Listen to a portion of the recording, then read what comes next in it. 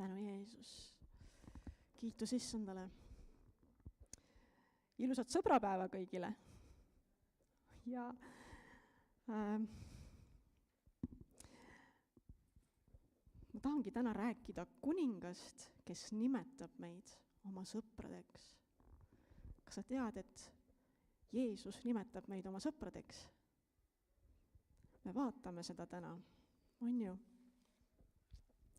Et tänane päev on selline eriline päev, et me saame meelde tuletada, et meil on Jumalaga tegelikult sõprussuhe, aga see on eriline ja me jõuame sinna ka. Et maailm küll tähistab seda päeva omamoodi ja maailmal on omad arusaamad. Maailm jookseb täna lillepoodidesse ja ostab kaarte ja ma ei tea, šokolaadikarpe ja asju, on ju. Ja enamjaolt tehakse seda selleks, et väljendada justkui oma armastust teise vastu, eks ole. Et väljendada seda romantilist armastust. Me teame küpsete kristlastena tegelikult, et armastus on mitmesugune. Armastus ei ole lihtsalt mingi sõnakõlks, sellel on isegi mitu tähendust, on ju. Meie kristlastena käime agape armastuses, mis on Jumala armastus. Maailm käib hoopis teistsuguses armastuses. Maailm ei näe Jumalat ega taha Jumalat tunda. Maailm käib oma tunnete järgi, eks ole. Meie ei käi tunnete järgi. Maailma jaoks on armastus justkui isegi lihtsalt nagu see, et ma tundsin midagi, et mul hakkas hea ja siis ma jooksen kohe selle inimese juurde, kelle vastu mul see säde tekkis, on ju, ja siis nagu selle sädeme ajel. Ja siis vahest on armastus maailmas isegi nagu tehing. Et kui sina teed mulle, siis mina teen sulle, eks ju, niimoodi umbes. Aga kui sa mulle ei tee, siis ma jätan su tähelepanuta. Aga Jeesus näitab meile hoopis midagi muud. Jeesus 2000 aastat tagasi, ta rääkis ja näitas meile tõetruud kujutist sellest, kuidas armastus välja näeb. Ta tegelikult kasutas isegi sellist kujundit, mida maailm võib-olla isegi ei oskaks kasutada ega ära aimata. Me oleme täna enamjaolt Johannese evangeeliumi 15. peatükis, see on meie põhipeatükk täna. Aga ma räägin sulle sinna alustuseks ja sissejuhatuseks ühe sellise loo. Jeesus räägib seal viinapuust ja aednikust oma isast, Jumalast. Aga nüüd kujuta ette seda aednikku, kes on viinapuu aednik, kes tegeleb just nimelt viinapuudega, viinamarjadega siis. Oled sa kunagi näinud, kuidas viinamarjad kasvavad? Kes on näinud, kuidas viinamarjad kasvavad? Jah, et viinamarjad kasvavad väetidena, eks ole.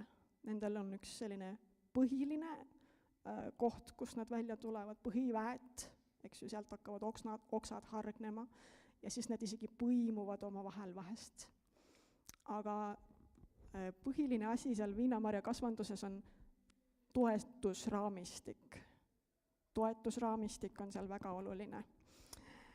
Aga siis see aednik siis, selles loos läks ükskord oma seda aeda vaatama, viinamarja istandust. Ja see oli selline aeg, kus oli sadanud ikka kõvasti vihma ja see maapind oli päris mudane, päris selline pehmekene, et oli niisugune porine värk. Et see pori oli päris paks ja siis see viinamarja aednik käib seal mööda seda aeda, vaatab oma istandust ja siis ta märkab äkitselt, et üks viinamarja väet või oks siis on ära langenud sellest toetusest. Ta ei toetu enam toetusvõrestiku peale, vaid ta on kukkunud ja langenud sinna alla maapinnale, mis on porine, mis on must, mis on pehmuse tõttu on seal seda pori ikka päris palju ja siis see oks on saanud nii poriseks seal ja lihtsalt on seal ja vedeleb seal. Ja päikest see ka ei saa, on ju. Ja siis ta on seal juba päris mõnda aega vedelenud, et temal hakkab juba see kopitus peale tulema, nagu hallitus sellele oksale.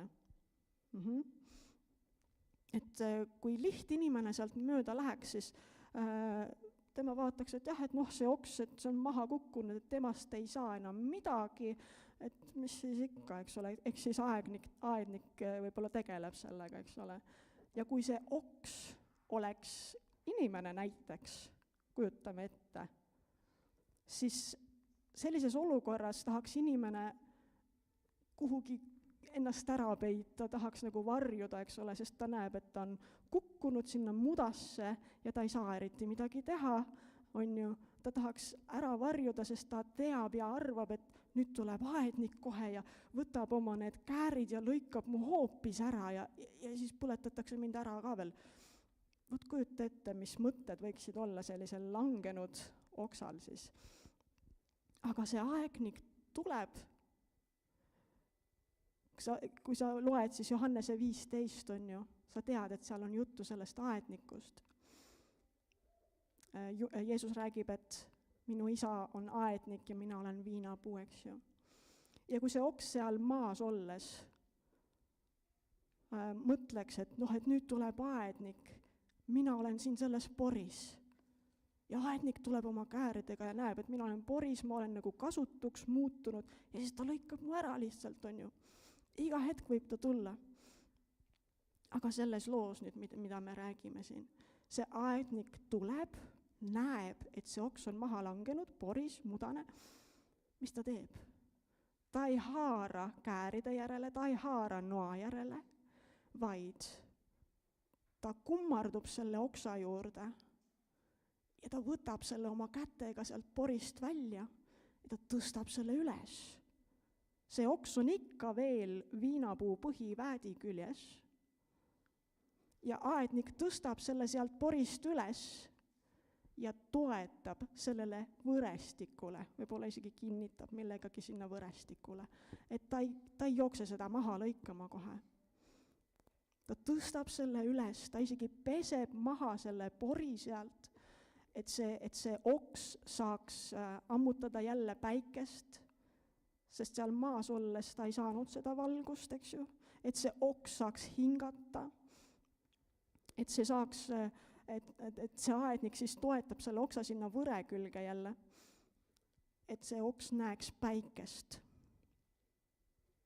Selline lugu siis, et see oks oli seal maas poris, aednik tuleb, ei lõika seda ära, tõstab selle üles, et see ja toetab selle sinna võrestiku peale.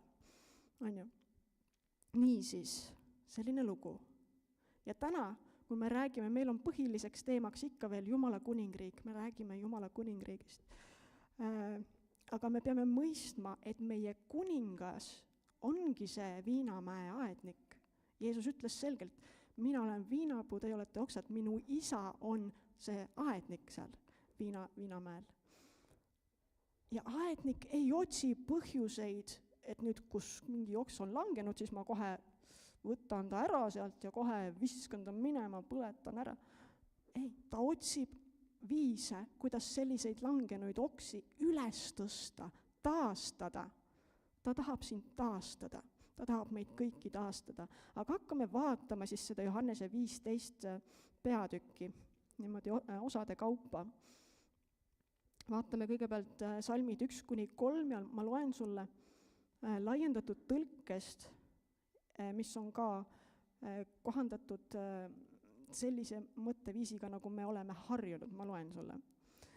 Jeesus siis räägib, mina olen tõeline viinapuu ja minu isa on aednik.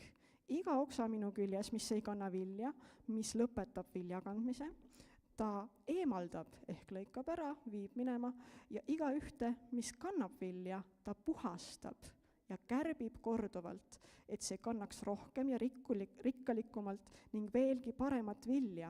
Teie olete juba puhastatud ja kärbitud tänu sõnale, mis ma olen teile rääkinud, tänu õpetustele, mis ma olen teiega arutanud. Ehk siis Jeesus hakkab siin rääkima, et mina olen viinapuu, minu isa on aednik. Nüüd, kui me räägime Jumala kuningriigist ja kui me vaatame Jeesuse sõnu, ta ütleb, et minu isa on aednik, eks ole, siis Jumal ei ole selline aednik, kes lihtsalt ütleb, et jah, et mul on seal see aed ja mul on seal see viinapuu ja need väädid ja oksad, et jah, et nad seal on lihtsalt. Ta ei jäta meid tähelepanuta, selles on asja mõte. Ta on väga tähelepanelik aednik. Kreeka keeles on siin aedniku sõna koha peal sõna georgos, mis tähendab siis põllumeest või viinamarja kasvatajat. Nii et kui sa tunned kedagi, kelle nimi on Georg näiteks, siis sa tead, et tegelikult tuleb see nimi kreeka keelest ja tähendab siis aedniku, põllumeest, viinamarja kasvatajat. Vot niimoodi. Et Jumal siis ka, Jeesus räägib siin, võrdleb oma isa aednikuga ja kasutab sõna georgos. Et tema on siis selline tähelepanelik aednik ja armastav aednik. Aga tihtipeale nüüd lugu on selles, et kui me oleme seda lugenud, neid Jeesuse sõnu siin Johannese 15, siis tavaliselt me loeme, eks ju, seda teist salmi niimoodi. Mul on küll laiendatud tõlge, aga mõte jääb samaks. Iga oksa minu küljes, mis ei kanna vilja, mis lõpetab vilja kandmiseda, eemaldab, lõikab ära, viib minema. Kas pole nagu hirmutav, et kui ma lõpetan vilja kandmise, siis on minuga kutu. Siis on minuga kõik, on ju. Selline mõte tekib. Aga vaata, kreeka keeles on sõnad mitmetähenduslikud. Ja see sõna, mida me täna vaatame, on sõna airo. Me räägime sellest, et siin on kirjas, et aednik siis lõikab selle oksa ära, viib minema. Selle koha peal on kreekakeelne sõna airo ja see tõesti võib tähendada seda, et midagi võetakse ära, viiakse minema. Jaa, aga sellel sõnal on veel tähendusi. Ja kuna me räägime sellest, et meil on see viinapuu aed või viinamägi, on ju, ja me räägime Georgosest, aednikust, meie Jumalast, ja sellest, et Jeesus on viinapuu ja meie oleme oksad, siis meie kontekst on hoopis teistsugune. Ja selles kontekstis tähendab see sõna airo, üles tõstma. Ole hea, pane see seal, kus on kreeka keele tähendus. Natuke tahapoole vist, ma arvan. Tahapoole, mitte ettepoole. Ühesõnaga, airo. Kreeka keeles tegelikult tähendab, et midagi tõstetakse üles. Ei lõigata ära otseselt, vaid tõstetakse üles see, mis on maha langenud. Ja isegi kantakse seda. See isegi tähendab seda, et midagi võetakse enda peale, enda õlule lausa ja kantakse seda. Kas see tuletab sulle midagi meelde? Midagi, mida meie pidime kandma, aga Jeesus kandis meie eest.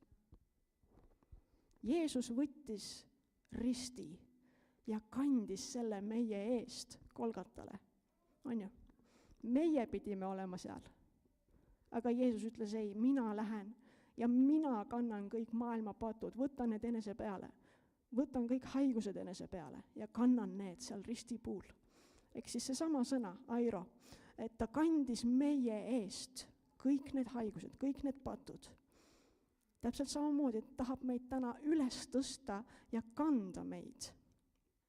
Sest et kui me vaatame natukene teist tõlget, kirglik tõlge on selle asja nimi.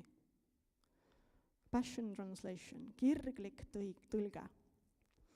Ütleb Johannese 15:2 niimoodi. Ta hoolitseb minuga ühenduses olevate okste eest, tõstes üles ja toetades neid oksi, mis ei kanna vilja. Ta hoolitseb minuga ühenduses olevate okste eest. Ehk siis jällegi see kreekakeelne sõna, et ta võtab nad üles, ta võtab nad üles isegi nagu enda juurde, ütleme nii, enda lähedusse. Ta ei eemalda neid oksi. Teises salmis, kui sa loed, siis ta ei eemalda neid oksi, vaid ta võtab need enese juurde. Targa ja armastava aednikuna ta tõstab need üles sealt maapinnalt, kuhu nad on langenud. Nad on ikka veel selle põhilise väädi küljes, aga nad on lihtsalt võib-olla kaotanud jõu ja langenud sinna mudasse. Ja nüüd tuleb see aednik ja tõstab nad sealt üles päikese kätte jälle, et nad saaksid valgust selleks, et siis täiustada, võimendada nende kasvu. Kui meie tunneme, et me oleme langenud kuskil, et me oleme võib-olla heitunud või me tunneme ja arvame, et me ei kanna vilja niimoodi, eks ole, et ei ole näha elus meil vilja, siis kuninga esimene reaktsioon ei ole see, et see on mingi viljatu oks, ma lõikan ta enesest ära. Või sellest väädist siis, jah. See ei ole tema esimene reaktsioon. Tema esimene reaktsioon on see, et ta tahab sind üles tõsta. Ta tahab sind toetada taas sellele võrestikule. Oma armu läbi tõstab ta meid taas valguse kätte, et me saaksime kogeda tema ligiolu. Me ei ole ära lõigatud, kui me oleme nõrgad, on ju. Kui me jääme nõrgaks, siis see ei tähenda kohe automaatselt seda, et Jumal tahab sinust lahti saada. See ei ole Jumala viis, vaid Jumal toetab meid sinna võrestiku peale, sest ta väärtustab meid. Põhiline point siin on selles, et me oleme ikka veel ühenduses põhiväädiga, Jeesusega, viinapuuga. On ju? Nii, vaatame edasi, mis ütlevad salmid 4-8, et kui me oleme ühenduses Jeesusega, nii, ta räägib siin sellest, ma loen sulle kirglikku tõlget jälle, salmid 4-8. Seepärast peate te jääma elavasse liitu minuga. Mina olen viinapuu ja teie olete minu oksad. Kui keegi on minust lahutatud, siis ta heidetakse kõrvale. Sellised oksad korjatakse kokku, visatakse tulle põletamiseks. Aga kui te elate elavas liidus minuga ja kui minu sõnad elavad vägevalt ning on teist tugevad, siis te võite paluda, mida iganes te igatsete ja see sünnib. Kui teie elu kannab külluslikku vilja, siis te näitate, et te olete minu küpsed jüngrid, kes austavad minu isa. Selline vägev tõlge tegelikult on ju. Me oleme harjunud natukene teistsuguse tekstiga, aga see toob natukene mahlakust siia.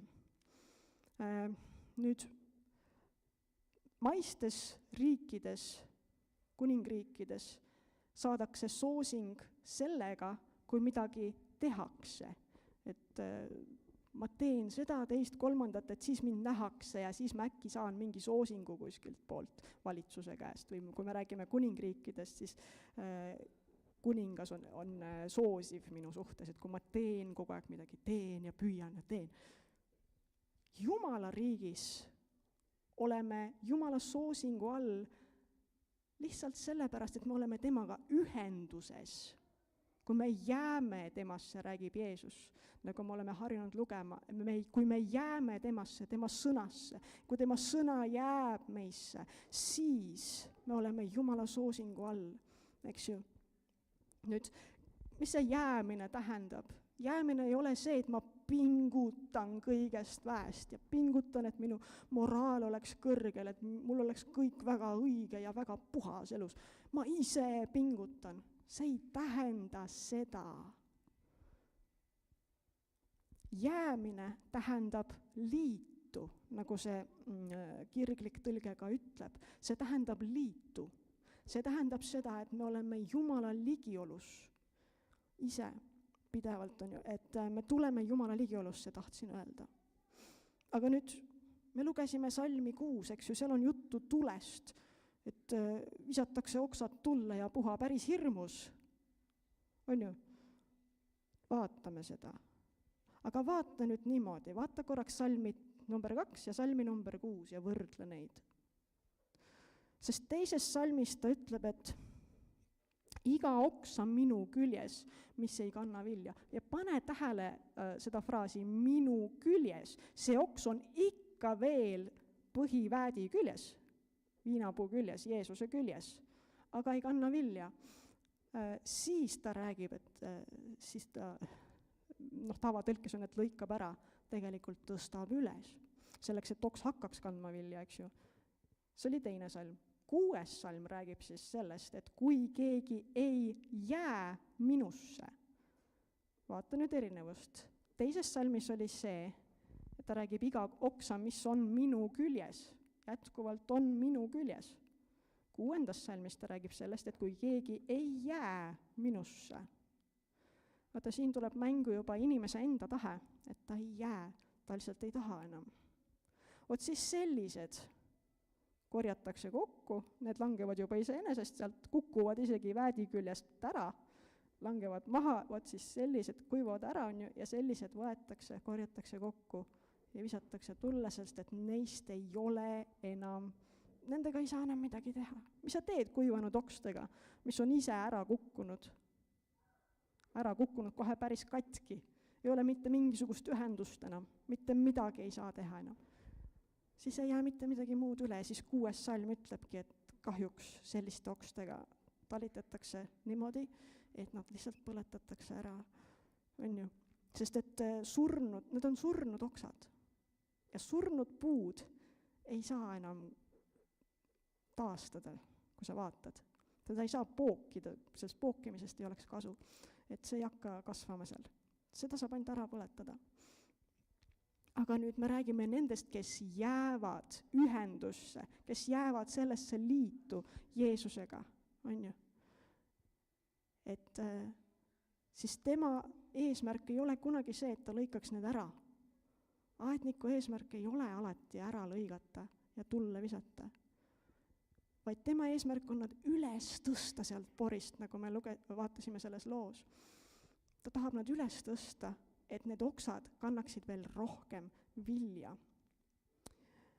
Nii, vaatame nüüd natuke edasi. Seal samas peatükis räägib Jeesus sõprusest. Täna on meil sõbrapäev, on ju, siis on hea vaadata seda.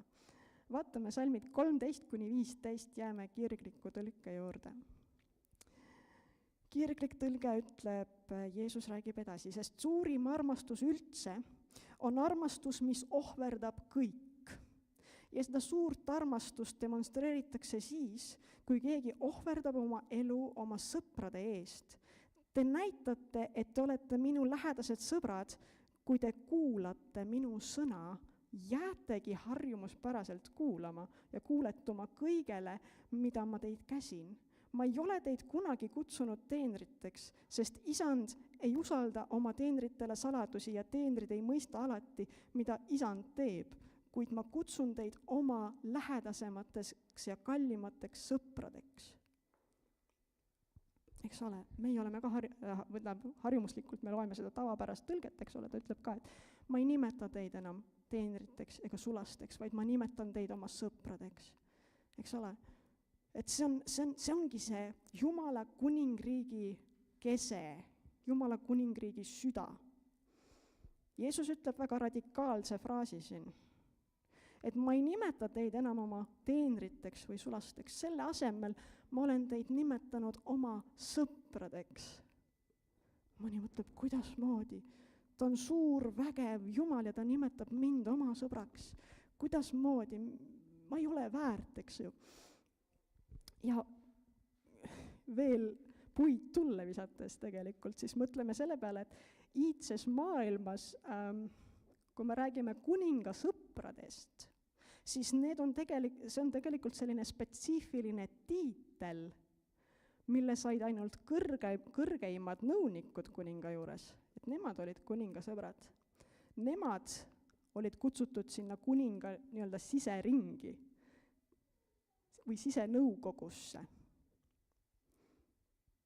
Kui sa oled piiblit uurinud, siis sa tead, et Jumal on ka tegelikult nimetanud inimesi oma sõbraks. Kui sa vaatad näiteks Jaakobuse 2.23, siis seal räägitakse sellest, et Abraham oli Jumala sõber. Jumal nimetas teda oma sõbraks. Aga nüüd vaata seda. Kui sa vaatad Abrahami elu, siis kõigepealt Abraham arendas seda lähedast osadust Jumalaga. Abraham hakkas arendama seda lähedast osadust Jumalaga ja siis hakkas Jumal temaga kõnelema ja rääkima talle, missuguseid samme ta peab astuma, et ta peab sealt oma linnast välja tulema, eks ju, oma maalt välja tulema ja minema sinna, kuhu Jumal teda suunab, eks. Et Abraham kuuletus sellele, et kõigepealt ta arendas Jumalaga lähedase suhte ja siis ta kuuletus Jumalale. Nii, et see on üks näide sellest, et Jumal tahab meid kui oma sõpru, eks ju. Abraham on üks näide, Mooses on ka üks näide. Taavet täpselt samamoodi. Taavet on, Jumal ütles tema kohta, sa oled mees minu südame järele. Meil kõigil oleks ju hea meel, kui Jumal ütleks meile igaühele, et sa oled minu südame järele. On ju? Näiteks Taavet kirjutabki siin psalm 25:14. Jehova osadus on neil, kes teda kardavad. Aga kui sa vaatad kirglikku tõlget jälle, siis see ütleb midagi mahlakamat. See ütleb, Jahve andunud armastajatele on varutud üks salajane paik, kus nad istuvad tema lähedal ja saavad osa tema tõotuste ilmutuslikest saladustest. Väga palju mahlakam. Tavatõlge ütleb, Jehova osadus on neil, kes teda kardavad. Ja kui me loeme lihtsalt niimoodi silmadega käime üle, siis mõtleme, et et kartma peab. Kas peab? Kui Piibel kirjutab Jumala kartmisest, siis see ei tähenda seda, et ma nüüd värisen iga hetk ja mõtlen, et kas Jumal ikka võtab mind vastu või ei võta. Kui me räägime Jumala kartusest, siis see viitab lugupidamisele, aukartusele. Jaa, see viitab aukartusele. Võtame näiteks kas või selle, kus Maarja ja Marta lugu, mäletad, on ju? Maarja oli see, kes otsis Jeesuse ligiolu. Samas kui Marta tegeles seal majapidamisasjadega ja vaatas, et laud oleks kaetud. Seda on ka vaja, aga Jeesuse ligiolu on palju kallim. Ja Maarja otsis just nimelt seda, eks ju. Maarja just otsiski, teda võibki nimetada Jahve andunud armastajaks. Ja selliste jaoks on varutud üks salajane paik, kus nad istuvad tema lähedal. Kui sa tuletad meelde seda lugu, Piibel räägib Maarjast ja Martast, eks ju, siis Maarja istus Jeesuse jalge ees. Istuvad tema lähedal ja saavad osa tema tõotuste ilmutuslikest saladustest. Jumal tahab meile rääkida oma kuningriigi saladusi. Ja sõprus Jumalaga on mõeldud neile, kes on Jumala ees aukartuses. Mitte selles, et ma teen kõike seda, mida Jumal käsib, sellepärast, et ma kardan teda hirmsasti, kohe kardan, et muidu ta karistab mind. Siin kui räägitakse kartusest, siis me räägime aukartusest, lugupidamisest. See on selline aukartus täis lähedus. See on püha ja see on kaalukas, sellel on kaalu, see ei ole lihtsalt see, et ma teen tegemise pärast või muidu Jumal karistab või muidu ma lõpetan põrgus. Ma teen selle pärast, et ma armastan. Me räägime täna armastusest, eks. Ja siis on veel midagi väga imelist, mille me oleme saanud tänu Jeesusele. Ma isegi ei tohiks rääkida, et miski, vaid see on keegi, see on isik, see on püha vaim. On ju? Jeesus andis meile püha vaimu, ta saatis meile püha vaimu, et me saaksime temaga koostööd teha. Nüüd, me oleme vahest rääkinud, et tahaks nagu rohkem püha vaimu ja rohkem neid imesid ja tunnustähti, rohkem nagu neid ilminguid, mis sealt tuleb, eks ju. Aga tegelikult tahab püha vaim rohkem sind. Püha vaim tahab rohkem sind. Ja küll kõik see muu tuleb siis ka. Püha vaim tahab rohkem sind. Kui sa vaatad 2. Korintlaste 13:13 laiendatud tõlge, ütleb niimoodi. Issanda Jeesuse Kristuse arm, tema soosing ja vaimne õnnistus, Jumala armastus ning püha vaimu ligiolu ja osadus, ühine jagamine ja osasaamine, olgu teie kõikidega. Aamen. Et see oli Pauluse nagu kirja lõpetus seal, eks ju, 2. Korintlastele. Niisiis, see sõna ütleb meile, et selline sõprus on kättesaadav kõigile, kes austavad Jeesus Kristust, kes kummarduvad tema ees, kes ülistavad teda. Ja püha vaim on seal, kus on armastus Kristuse vastu. Kui sinu südames on armastus Kristuse vastu, siis pühale vaimule meeldib sinus olla. Aga seda me peame mõistma, et me oleme kõik saanud püha vaimu kohe, kui me saime päästetud. Me oleme kõik täis püha vaimu, eks ole, kuigi Piibel julgustab meid, et saage täis vaimu pidevalt, see sõltub meist, tähendab. Kas me oleme palves, sõnas, ülistuses, see täidab meid vaimuga, eks. Et me ise peame vaatama, kas me teeme seda, kas me oleme sõnas, kas me oleme palves, kas me oleme Jumala ligiolus, et siis saab püha vaim meid täita. Sest püha vaim tahab olla meis kogu aeg, ta tahab meis alaliselt olla. Meie süda ei ole mingisugune hotell, kuhu püha vaim aeg-ajalt, et nagu täna ööseks ma tuleks. Meie süda ei ole hotell.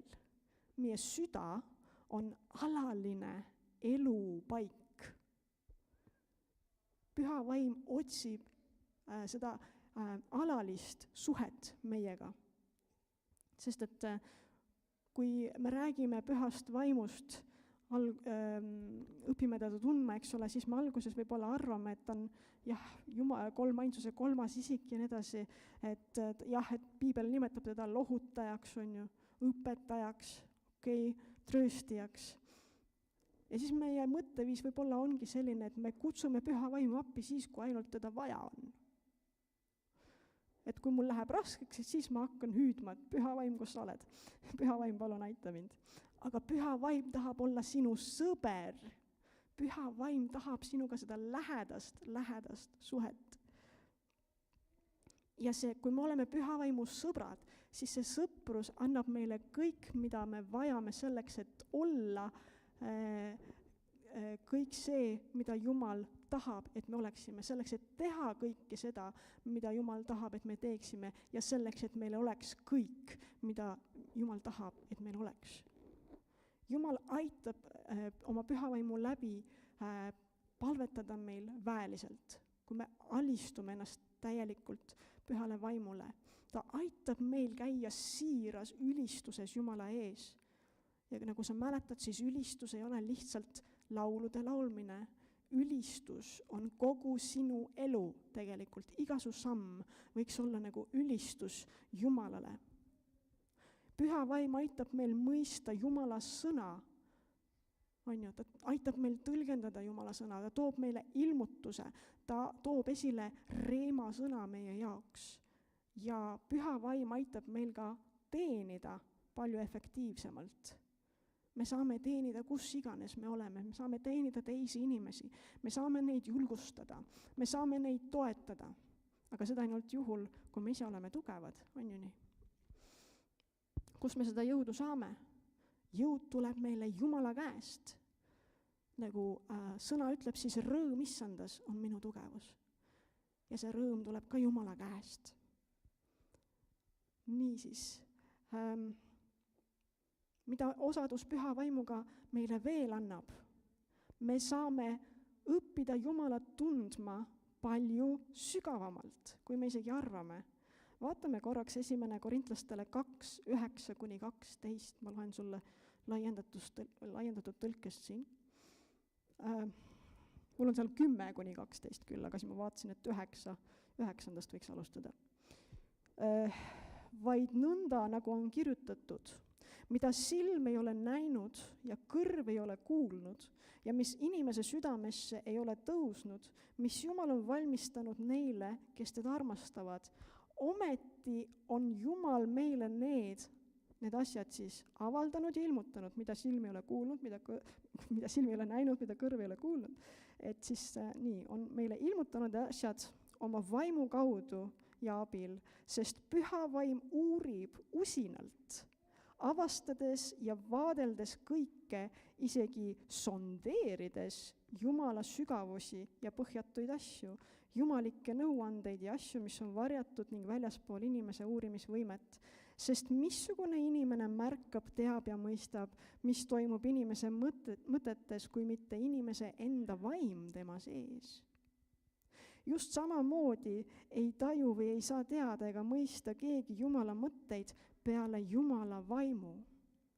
Aga meie ei ole saanud maailma juurde kuuluvat vaimu, vaid püha vaimu, kes on Jumalast antud meile, et me võiksime taibata, mõista ja hinnata neid ande, jumalikku soosingut ja õnnistust, mis on meile nii vabalt ja heldelt Jumala poolt kingitud. Niivõrd sügav on see kirjakoht, et püha vaim on see, kes uurib ja uurib kohe põhjalikult. See tõlge ütleb isegi nagu sondeerib, no, ja et läheb sügavale Jumala mõtetesse. Mida ta siis teeb? Hoiab need mõtted endale? Ei hoia. Ta tahab neid meiega jagada, ta tahab anda meile ilmutust. Aga see ilmutus saab tulla alles siis, kui meie teeme oma osa, avame Jumala sõna, tuleme selle juurde ja hakkame seda uurima. Ütleme, püha vaim, ilmuta mulle nüüd. Ilmuta mulle, sina uurid kõike süvitsi. Ilmuta mulle seda, mis siin sõnas kirjas on, mis siin peidus on. Ma rääkisin kunagi, et Jumala sõna uurimine on nagu kalliste maavarade kaevamine. Et sa kaevad sinna sügavale, enne kui sa jõuad nendeni kullani, hõbedani, teemanditeni. Sa pead sügavale kaevama, sa ei saa pinnapealselt lugeda näiteks piiblit. Sellest ei piisa. Jumal tahab, et sa läheksid aina sügavamale. Ja püha vaim on sul olemas selleks, et aidata sul leida need teemandid sealt sõnast. Et leida ja avastada see ilmutus, eks ju. Püha vaim on meie sõber, ta tahab olla meie sõber. Meil on oma osa teha, me peame ennast avama temale ja tulema talle ligi. Ja nüüd see sõprus, kui me räägime sõprusest tänapäeval, siis sõprus on see, et tere, head aega vahest on ju. Aga sõprus püha vaimuga ei ole tere, head aega sõprus. Sõprus püha vaimuga on lähedane, see on alaline, vähemalt võiks olla alaline. See on eesmärgipärane. Sa sead endale eesmärgiks, et mina nüüd lähen Jumala ligiolusse. Mina tahan arendada sõprust püha vaimuga. Nagu ütleb Jaakobuse 4.8 üks osa salmist, tulge Jumalale ligi, siis tuleb tema teile ligi. Ja ma hakkasin vaatama seda kirglikku tõlget. Kirglik tõlge ütleb jälle palju mahlakamalt. Ta ütleb, liiguta oma süda Jumalale aina lähemale ja lähemale ning tema tuleb sulle veelgi lähemale. Vaata, siin on see konks, et kust see asi algab. Ta ütleb, et isegi tavatõlkest ütleb, et tulge Jumalale ligi. Teie tulge. Teie tehke see esimene samm. Kirglik tõlge ütleb, liiguta oma süda Jumalale aina lähemale ja lähemale. Kes seda südant liigutab? Sina. Sina liigutad seda südant Jumalale aina lähemale ja lähemale. Ja Jumala puhul on niivõrd imeline see, et kui sina astud ühe sammu talle lähemale, tema tuleb sulle 100 sammu vastu. Tema on selline imeline Jumal meil. Aga samas jah, kõik see tee on avatud Jumala juurde. Jeesus ütles, mina olen tee, tõde ja elu. See on avatud meile, aga samas Jumal austab meie tahet. Ta austab meid, ta küll kutsub meid, tulge mulle ligi, siis tulen mina teile ligi. See algas juba Vanast Testamendist pihta, see kirjakoht on seal. Tulge minule ligi, siis tulen mina teile ligi. Jaakobus kordab seda. Aga nüüd meie peame selle algatama, meie peame esimese sammu astuma. Meie peame vastama sellele kutsele. Ja siis, kui sa vaatad veel Johannese 15. peatükis, siis Jeesus seab ka teatud piirid. Et see armastus ei ole selline kuidagi, inglise keeles on niisugune sõna nagu casual, aga eesti keeles ma mõtlen praegu, et see ei ole selline lihtsakoeline armastus või et ma teen umbes, mis tahan. See ei ole selline armastus. Ta ütleb siin Johannese 15.14, teie olete minu sõbrad, kui te teete, mida mina teid käsin. Ta seab tingimuse. Me teame, et kui on tingimuslik. Eks ju, see on tingimus. Teie olete minu sõbrad, kui te teete, mis ma teid käsin. Kui te ei tee, mis ma teid käsin, siis jääb sõprusuhe katki. Tuleb nii välja. Nüüd, kui sa mõtled, et ma pean Jumalale kuuletuma kogu aeg, ja kuulekus on Jumala riigis väga oluline, aga kuulekus ei ole nagu selle sõpruse hind. Kuulekus on selle sõpruse tõendus. Ehk siis, kui sa kuuletud Jumalale, siis see tõendab seda, et sa oled talle kuulekas. Või et sa oled tema sõber. Vabandust. Kui sa kuuletud Jumalale, siis see tõendab seda, et sa oled tema sõber. Sest et kui sa armastad oma sõpra, võtame oma tavaliselt sõbrad siin maa peal, eks ju, kui sa armastad kedagi südamest sõbra armastusega, siis sa ju võtad nende nõu kuulda või kuidas on? Või ei võta? Võtad. Jah? Et sa võtad inimese nõu kuulda, kui sa armastad teda kui sõpra, eks ju. Siis me peame meeles pidama, et Jumala riigis me oleme rohkem kui lihtsalt selle riigi kodanikud alluvad. Me oleme Jumala pojad ja tütred. Ja Uus Testament kreeka keeles kasutab siin ka tegelikult lausa 4 sõna poja seisuse jaoks. Ja need 4 sõna väljendavad siis meie kasvu alates nii-öelda vaimulikust beebieast kuni täieliku küpsuseni välja. Jumal tahab, et me oleksime küpsed pojad. Et me oleksime küpsed temas, et me jõuaksime sellesse küpsusesse. Ta nimetab meid huios. See on küps poeg või tütar siis. Et me oleme küpsed pärijad Jumalas ja me käime vaimuga samal joonel selles mõttes, et me käime vastavalt Jumala tahtele. Eks. Nii et Jumal tahab meid tõsta üles selles mõttes, et ta ei taha kuidagi meis uhkust tekitada, kui see mõte tekkis sul. Ei, ma ei räägi sellest. Jumal tahab meid üles tõsta sellest porist, kus me vahepeal võime ennast leida. Ta tahab meid sealt üles tõsta, taas päikese kätte panna, et me saaksime kasvada. On ju? Või siis tegelikult selle jutluse ettevalmistuse ajal mul tuli kogu aeg tegelikult meelde ka lugu kadunud lambast, eks ju. Et Jeesus jätab need 99 sinna tarandikku ja läheb otsima 101. Ja kui sa mõtled selle peale, siis see üks, kelle ta leiab sealt kuskilt kuristikust või kust iganes, et ta ei ole ka kõige puhtam seal. Võib-olla on ta selja peale kukkunud, kui lammas on selja peale kukkunud, siis ta ei saa enam ise püsti, tead seda või? Ta ei saa mitte midagi teha. Aga Jeesus läheb ja aitab ta sealt kuristikust välja, mis veel enam, ta võtab selle lamba endale õlgadele. Pea meeles, see lammas ei ole just kõige puhtam seal kuristikus olles.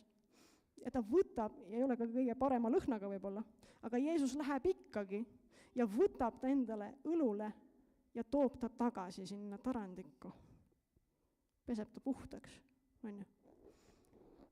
Paneb ta taas jalule.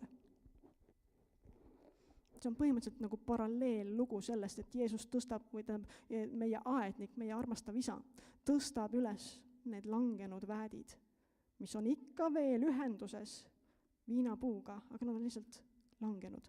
Aga Jeesus, või see aednik siis, tõstab üles need väädid taas päikese kätte, eks ju. Niisiis, armastus, millest me täna räägime, ei ole mingisugune mööduv tunne, sest maailmas see on lihtsalt see, et ma tundsin täna midagi ja see tekitas minust niisugust õhinat ja siis ma pean midagi tegema ja siis äkki ma saan mingit armastust vastu kuskilt poolt. See on maailmalik armastus. Jumala armastus ei ole mööduv. Jumala armastus on igavene. Jumal ütleb, et tema ise ongi armastus. Eks ju?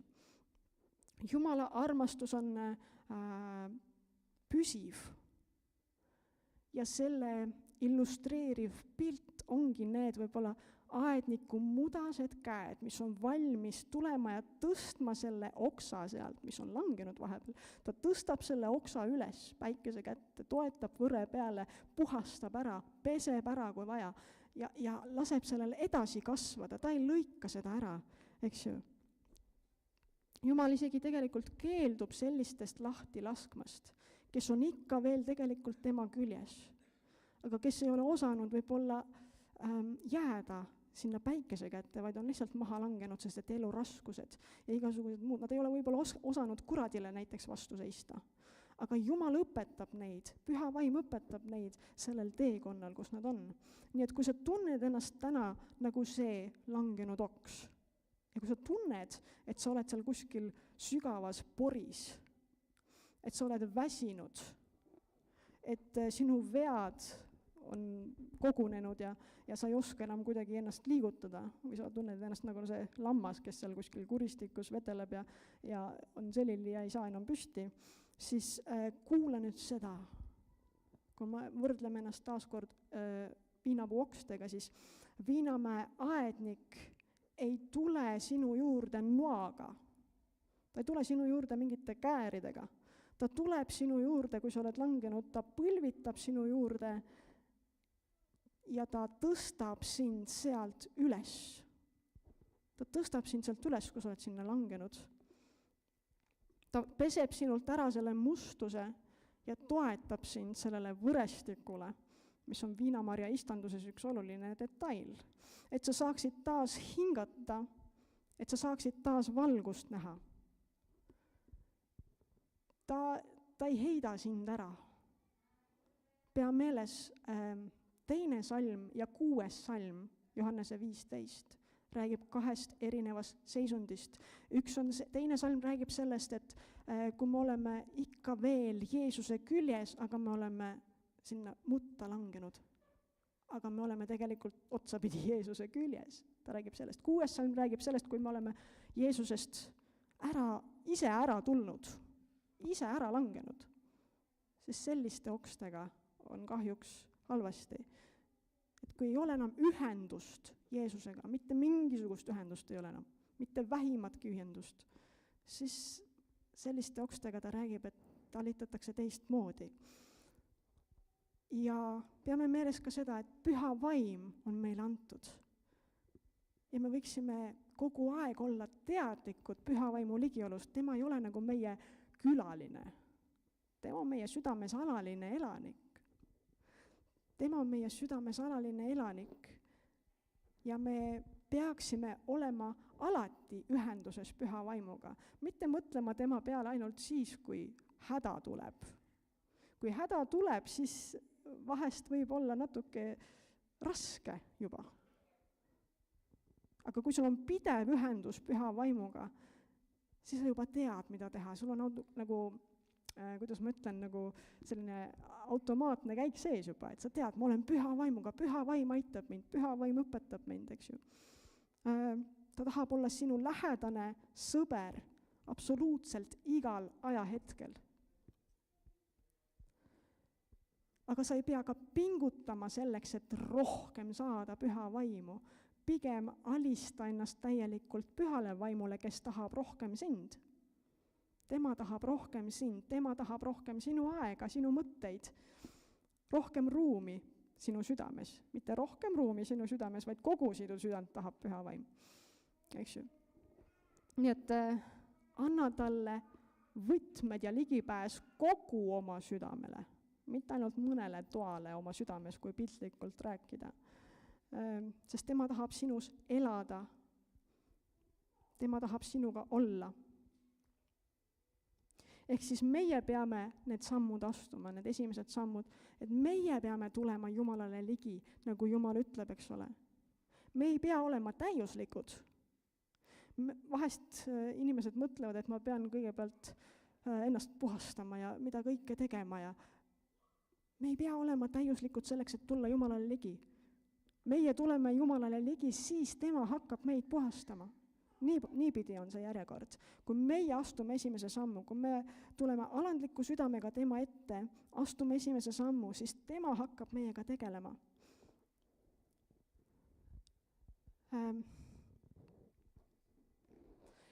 Ja tead mis, kui sa tuletad meelde seda lugu kadunud pojast, kes tuli tagasi koju, siis kuidas see oli, kas isa ootas teda seal kuskil veranda peal niimoodi, et ahaa, et poeg tuleb, okei.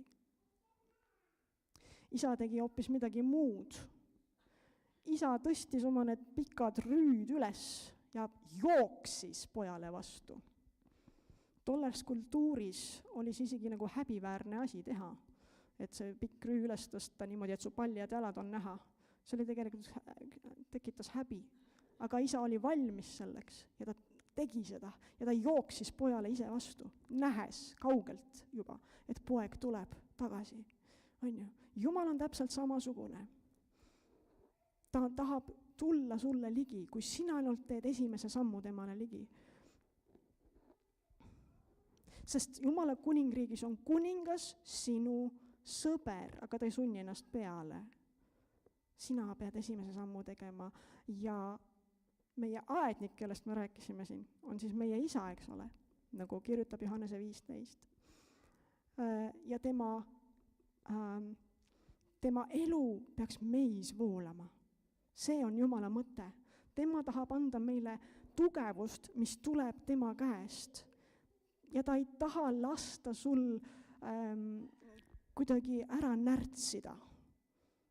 Kui me jääme selle metafoori juurde, et meie oleme oksad, siis Jumal ei taha, et me ära närtsiks. Ta tahab, et see tema elu voolaks meis, et tema elu toetaks meid, et me oleksime alati toetatud Jumala sõnaga.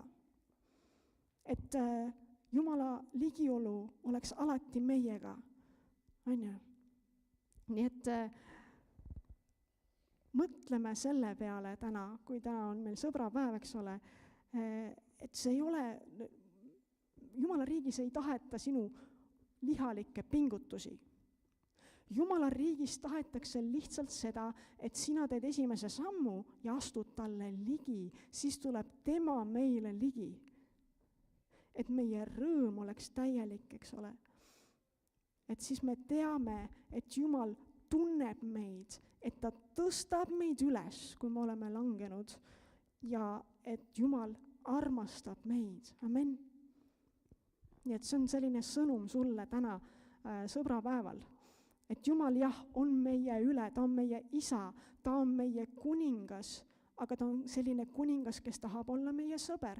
Ta on selline kuningas, kes tahab meid tuua oma ligiolusse, et ta tahab meid tuua oma sellesse sisenõukogusse, nagu me vaatame neid iidseid tähendusi, siis Jumal tahab, et me oleksime tema siseringis. Ta tahab meile avaldada suuri ja salajasi asju, mida me ei tea.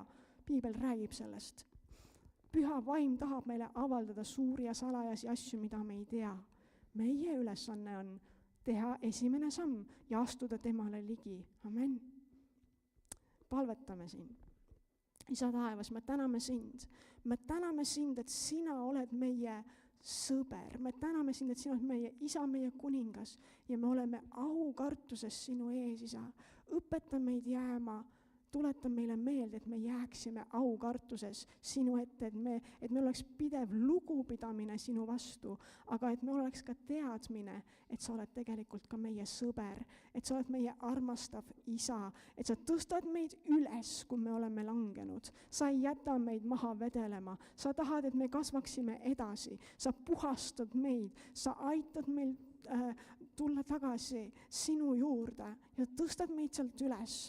ja sa aitad meil edasi kasvada, et me saaksime taas vilja kanda. See on sinu eesmärk, et me kannaksime vilja. Tänu sulle, Issand, et kui me jääme sinusse ja sinu sõnad jäävad meisse, siis me saame paluda, mida iganes meie süda kutsub, mis on sinu tahtega kooskõlas, ja siis need asjad sünnivad meile. Me täname sind, Issand, nende heade asjade eest, mis sa teed meie jaoks. Issand, õnnista seda päeva, Issand, aita meil mitte ainult tänasel päeval, vaid igal järgneval hetkel ja ajal näidata oma armastust ja sõprussuhteid ka teiste vastu ja sinu vastu. Ja aita meil jääda sinu ligiolusse pidevalt. Tänu sulle, kallis püha vaimsu sõpruse eest. Tänu sulle, Issand, Jeesuse nimel. Amen. Amen.